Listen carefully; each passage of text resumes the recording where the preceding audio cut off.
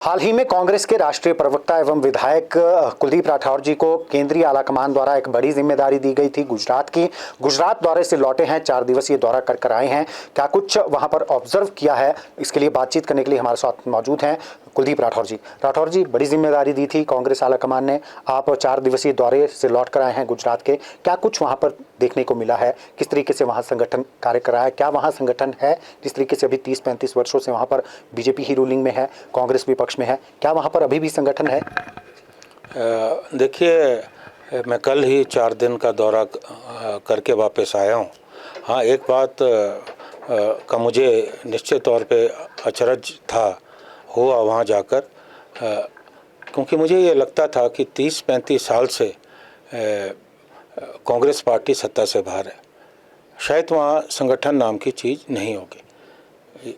लेकिन मैंने वहाँ जाकर इस बात को महसूस किया कि कांग्रेस पार्टी के साथ आज भी कार्यकर्ता बड़ी मजबूती से खड़े हैं, और इतने वर्षों के बाद सरकार ना होने के बावजूद भी अगर कांग्रेस पार्टी का वहाँ कार्यकर्ता पार्टी की विचारधारा के साथ खड़ा है तो ये बहुत बड़ी बात है।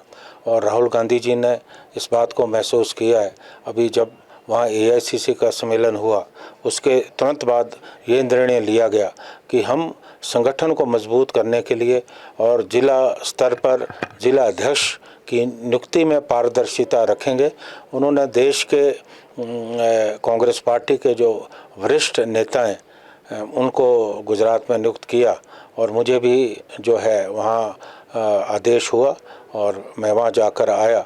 मैंने इस बात को महसूस किया कि अगर हम वहाँ पारदर्शिता से काम करते हैं और जो ज़मीनी स्तर पर पार्टी का कार्यकर्ता है उसकी आवाज़ को हम सुनते हैं, पार्टी आलाकमान तक कार्यकर्ताओं की आवाज़ को पहुंचाते हैं और सही नियुक्तियां वहां होती है, तो कांग्रेस पार्टी का भविष्य जो है गुजरात में बहुत ज़्यादा उज्जवल है।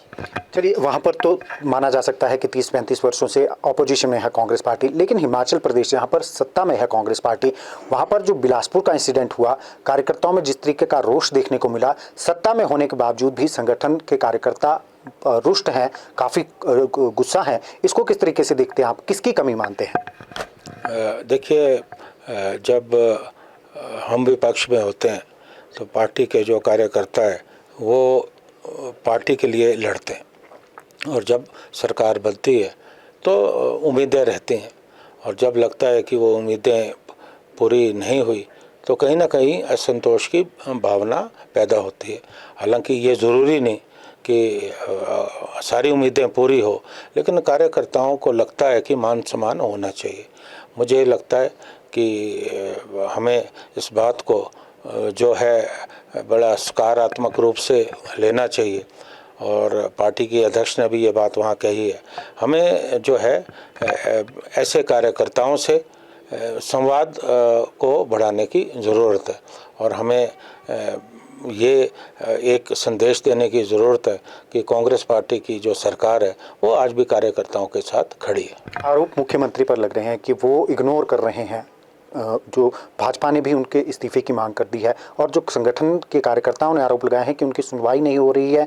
प्रदेशाध्यक्ष तक से इस्तीफे की जो है इस्तीफा देने की बात कह दी कार्यकर्ताओं ने कि जब आपकी बातें ही नहीं सुनी जा रही तो आप भी इस्तीफा दे दें। किस तरीके से देखते हैं, क्योंकि आरोप मुख्यमंत्री पर लगे? देखिए, अब भाजपा क्या कह रही है उस बारे में मैं कोई टिप्पणी नहीं करना चाहता। वो तो विरोधी दल के लोग हैं, और उनके कहने पे कोई इस्तीफा ना लेगा ना देगा।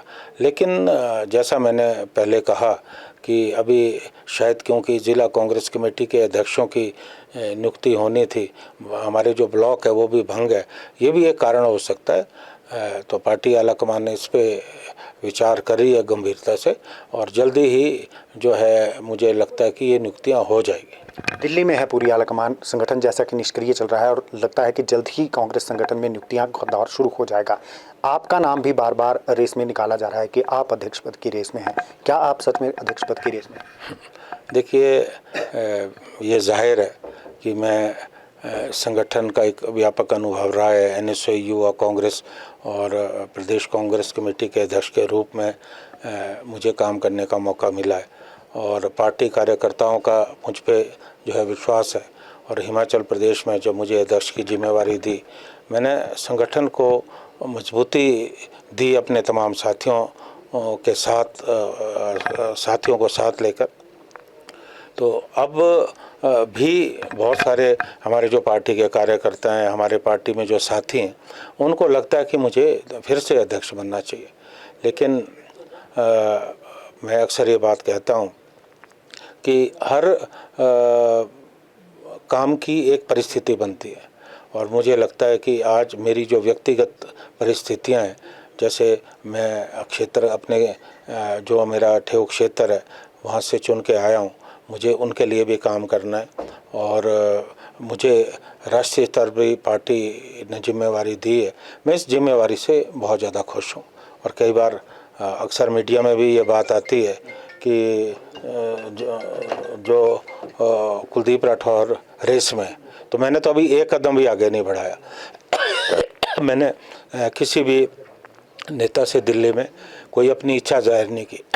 हालांकि पार्टी आला कमान में भी बहुत से हमारे साथी हैं जिन्होंने प्रयास किया था पहले भी, कि मुझे सुझाव दिया था कि मुझे आज के संदर्भ में जिम्मेवारी लेनी चाहिए। लेकिन मेरा आज की परिस्थिति में कोई विचार नहीं है, और जो भी मुझे पार्टी आला कमान जो मुझे जिम्मेवारी दे रही है, मैं उसमें बहुत ज़्यादा खुश हूँ।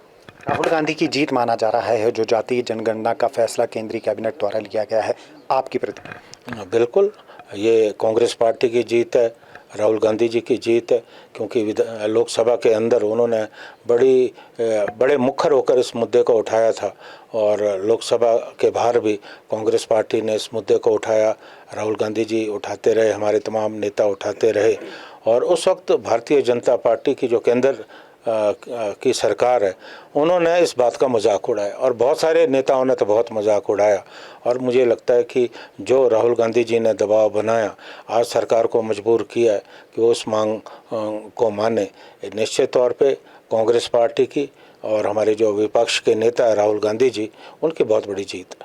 एचपीटीडीसी को शिफ्ट करने का फैसला लिया गया है, जो टूरिज्म का मुख्यालय यहाँ पर है उसे धर्मशाला शिफ्ट करने का फैसला लिया गया है। आपको लगता है कि क्या उसे धर्मशाला शिफ्ट कर दिया जाना चाहिए या फिर वो शिमला में ही रहना है? देखिए, इस बारे में तो हमसे तो कोई विचार विमर्श हुआ नहीं। मैंने भी इस बात को जो है सुना है कि इस तरह का सरकार विचार करिए। मुझे ये लगता है कि बहुत पुराना ऑफिस है, 1972 से यहाँ पे है, और शिमला प्रदेश की राजधानी है, और शिमला किसी क्षेत्र विशेष का क्षेत्र नहीं है। पूरे हिमाचल के लोग, हमारे सभी ज़िलों के लोग यहाँ नौकरी भी करते हैं, यहाँ रहते भी हैं, मकान भी बहुत सारे लोगों के मकान भी हैं। तो शिमला किसी का नहीं है, शिमला सबका है। तो मुझे लगता है कि कैपिटल से ऑफिस उठाना गलत है, और मैं धर्मशाला ऑफिस ले जाने के खिलाफ नहीं हूँ। धर्मशाला भी हमारा हिस्सा है, और धर्मशाला को भी आगे बढ़ाया जाना चाहिए। मुझे लगता है कि बजाय यहाँ से हेड ऑफिस शिफ्ट करने के, वहाँ रीजनल ऑफिस की जो है स्थापना होनी चाहिए। और मैं इस बाबत मुख्यमंत्री जी से और हमारे जो टूरिज़्म के चेयरमैन हैं उनसे भी मैं जो है इस विषय में निश्चित तौर पे चर्चा करूँगा। बहुत बहुत शुक्रिया जी। तो ये थे हमारे साथ कांग्रेस के राष्ट्रीय प्रवक्ता कुलदीप राठौर जी, जिन्होंने साफ तौर पर कहा है कि एक तो वो प्रदेशाध्यक्ष की दौड़ में नहीं है, अभी परिस्थितियां नहीं है कि वो प्रदेशाध्यक्ष की कमान संभाले। दूसरी बड़ी बात कि एचपीटीडीसी का ऑफिस शिमला से शिफ्ट नहीं होना चाहिए, क्योंकि 1972 से जब से टूरिज्म कॉर्पोरेशन बना तब से ऑफिस यहीं है, और अगर ज़रूरत है तो धर्मशाला में रीजनल ऑफिस खोल दिया जाए, जिसको लेकर वो RS बाली से भी चर्चा करेंगे और मुख्यमंत्री से भी बातचीत करेंगे। दैनिक सवेरा टीवी के लिए शिमला से कैमरामैन DC भारद्वाज के साथ गजेंद्र शर्मा।